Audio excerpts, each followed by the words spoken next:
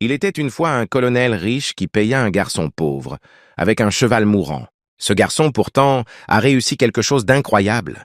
Il y a bien longtemps, dans un petit village du nord-est brésilien, au cœur des années 1950, le soleil brûlait fort sur les champs de maïs. Le vent sifflait doucement entre les tiges sèches. Ce garçon pauvre n'avait connu que la souffrance. Sale, les mains craquelées par le travail sans fin, les pieds couverts de poussière. Il n'avait ni père ni mère, tous deux partis depuis longtemps. Tout ce qu'il possédait, c'était une vieille cabane en terre qui goûtait quand il pleuvait et menaçait de s'effondrer au moindre coup de vent. Le garçon parlait peu. Il avait appris que quand les pauvres parlent, personne n'écoute.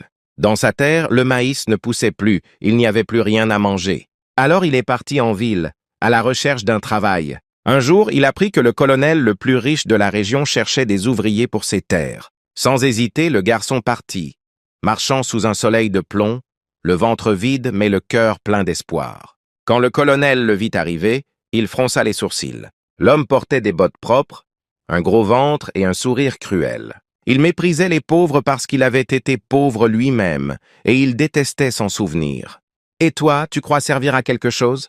lui lança-t-il. Le garçon baissa la tête. « Oui, monsieur, je ferai tout ce que vous voulez. » Le colonel ricana sèchement. « Très bien, alors, va travailler. Si tu fais bien, je te paierai. Sinon, je te chasserai de mes terres. » Le soleil brûlait sans pitié, l'air sentait le fumier.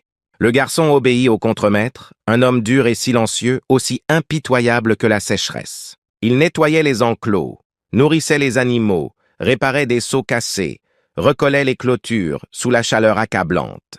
Les jours passèrent, puis les semaines. Il travaillait du chant du coq jusqu'au coucher du soleil. Il ne mangeait pas à heure fixe, seulement tard, quand la